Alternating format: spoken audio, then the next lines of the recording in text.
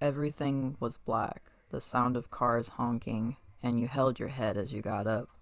There were people walking back and forth from the entryway of an alley you were in. You looked around, seeing no one there with you. Wait, you were in New York. How did you even get here? You ran out of the alley. It was dark and cold outside. You had no jacket, as you lived in a place that was warmer, unlike New York. As you ran out in a panic, a car came out of nowhere and almost hit you. Keyword being almost. You had opened your eyes to find yourself in the air and being held by someone. Someone with a green arm? Looking up, you saw who had saved you. Hey there. Don't panic or scream yet until we get to the ground, please, he said in a bit of an annoyed tone. Once you were both set on the ground, you were surrounded by 4 turtles who were walking. Glad to see you're all right, miss, he asked. Ah! Miss Ah, what a nice name, the blue-clad turtle said, smirking widely. Oh, how you all... She was close to fainting from all the stress and new things, and being far away from home. Relax, Miss I'm Mikey. The big one is Raph, the blue-clad is Leonardo, and finally... Donnie? He said breathlessly, and Donnie's eyes widened when he heard you say his name like that. Wait, how did you know my name? He asked. Oh, dudes, if she knows us, then everyone else does. Mikey started to panic and was running around. This was impossible. How is it that you ended up in a world of Rise of the Teenage Mutant Ninja Turtles, a TV show you watched sometimes when it was on? What the heck is going on? What do we do, Raph? Leo asked, not as panicked as Mikey, but you could see it in his face as he looked to the girl. She'll have to come with us, I guess, he said. You backed up into Donnie. He grabbed your arms and he held you there in a somewhat of a gentle touch. Relax, we're not going to do anything, he said, looking down to you. But you should probably explain how you at least know us. We're not the bad guys or anything. He looked sincerely at you, and you sighed. Okay. It had been a month since then. You were going somewhat crazy. You missed your friends, you missed your family, and your life even. It wasn't a good one per se, but still. The brothers and their dad were nice enough to let you stay with them, and April and you were becoming fast friends. She was happy that there was another girl for once.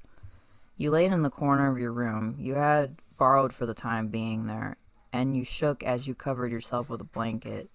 It had been an hour since you had seen the brothers, and they tended to always check on you or hang around, since they were worried about her, and Raph was always the one to sing her to sleep since she had a hard time sleeping in general.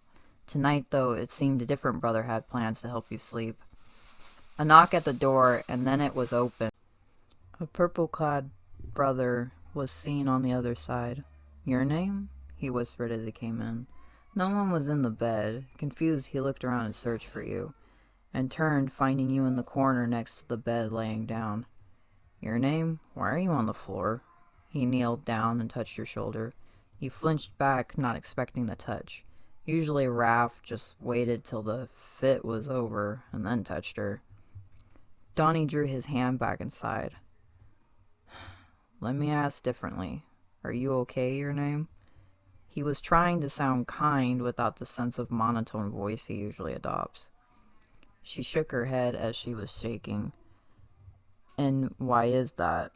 Why are you not okay? He was trying to ask in a way that was somewhat caring, but mainly forward since that was the type of guy he was.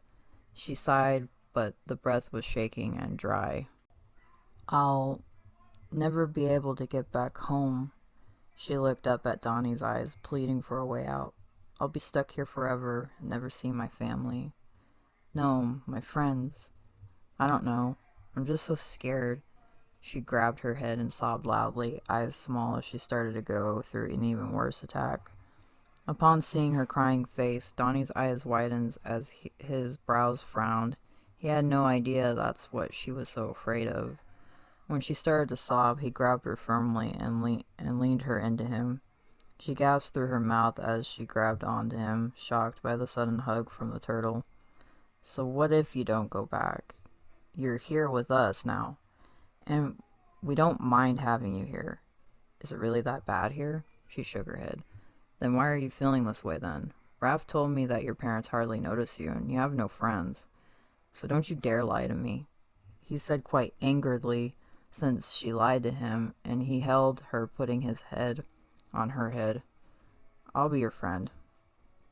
You don't need them, and we can be your family. She gasped and looked up as she smiled for the first time since they met. You... Donnie? You mean it? She asked. Of course. He kissed her cheek softly as he chuckled softly. I'll care for you, be there for you, be your friend, and your shoulder to cry on. Most importantly, the one to give you love and affection whenever you desire, he said, kissing her eye this time as to dry the tears. Donnie, I don't know what to say. Thank you. I'm so sorry I lied, but I was just... She said sadly, looking down. It's all right, Buttercup. I have you now. He lifted her chin, kissing her on the lips, and pulled back. You made me so jealous when Raph was in here. I guess I've grown quite fond of you over the months, he said, smiling. I can't believe what I'm hearing from you, she laughed.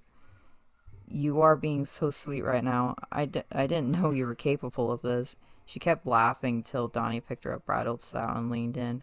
Only for you, my sweet, he purred. She blushed so hard. Come on, you can spend the night with me and watch TV. Or make me things. Better than being in the dark all night. He carried her to his room. The rest of the night they talked and watched TV. And later she watched him create new technology, and it was the best time she ever had. She was happy to have found someone who cared for her till the end of time. She had forgotten about ever going back home.